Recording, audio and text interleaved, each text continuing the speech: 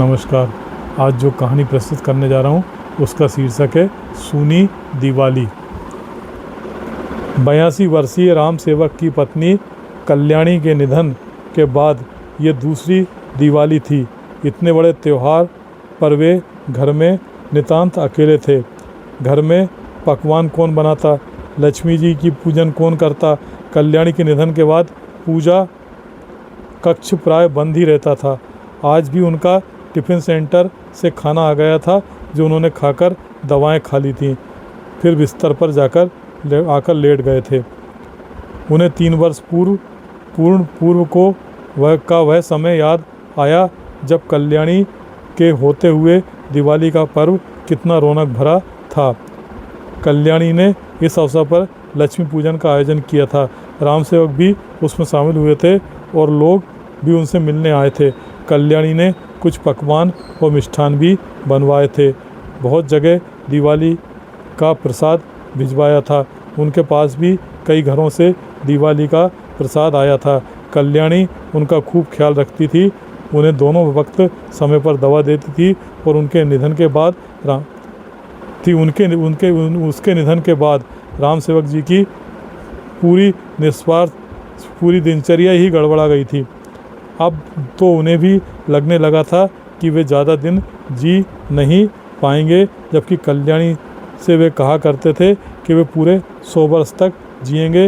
विगत दिनों जब उन्हें वायरल फीवर हुआ तो उन्हें अस्पताल ले जाने वाला कोई नहीं था। घर में कुछ दवाएं सर्दी खांसी की रखी थीं, उन्हें खाकर ठीक हो गए थे, पर कमज़ोरी अब भी बनी हुई थी। 3 दिन से ठीक से खाना भी नहीं खा सके। ऐसे समय उन्हें कल्याणी की बहुत याद आई थी। कल्याणी थी तो पास पड़ोस के बच्चे भी आ जाते थे। अब तो कोई उनके पास नहीं फटकता था। सुबह सुबह उनका बाहर घूमना बंद हो गया था। जब से उनका दुर्घटना में एक पैर क्षतिग्रस्त हो गया था, वे तब से बैसाखी के सहारे से चलते थे। राम सेवक के 2 बेटे और 1 बेटी थी। दोनों बेटे बाहर नौकरी करते थे, बेटी भी दूसरे शहर में रहती थी।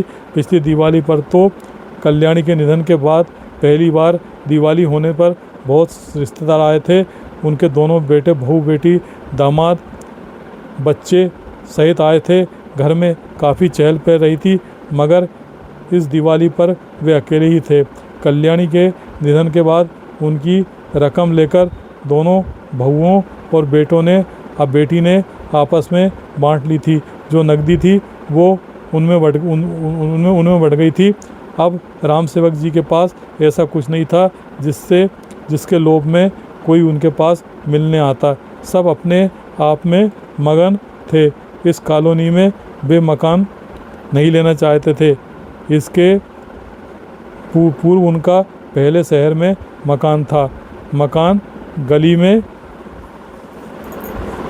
मगर सब लोग आपस में मिलजुल कर रहते थे। वहीं ज़्यादातर ठेले वाले, फुटपाथ पर दुकान लगाने वाले तथा मजदूर वर्ग के लोग एवं छोटे व्यापारी रहते थे। मोहल्ला गरीबों का था, लेकिन अपनापन बहुत था। पर उनके तीनों बच्चों को ये मोहल्ला पसंद नहीं था। उन्होंने पीछे पड़ के राम सेवक जी से वो मकान बिकवा दिया था और शहर की इस पास कॉलोनी में डुप्लेक्स खरीद दिया था। यहाँ कोई किसी को नहीं जानता था, ना ही कोई पहचान बढ़ाना चाहता था। सब अपने में ही मगन रहते थे। उन्हें रह के अपने पुराने मकान की याद आती, पर कल्याणी के होते हुए उन्हें इस मकान में भी अच्छा लगता था। परंतु अब स्थिति बदल गई थी। उन्हें आज सुबह ही उनके हमउम्र रेवा नाम ने एक वृद्धाश्रम के विषय में बताया था, जिसमें रेवा राम खुद रह रहे थे। अब राम सेवक जी भी अपने इस घर को छोड़ वृद्धाश्रम में जाने का मन बना रहे थे।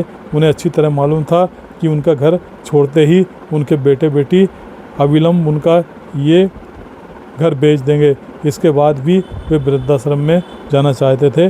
कम से कम इस एकाकी जीवन से तो छुटकारा मिलेगा।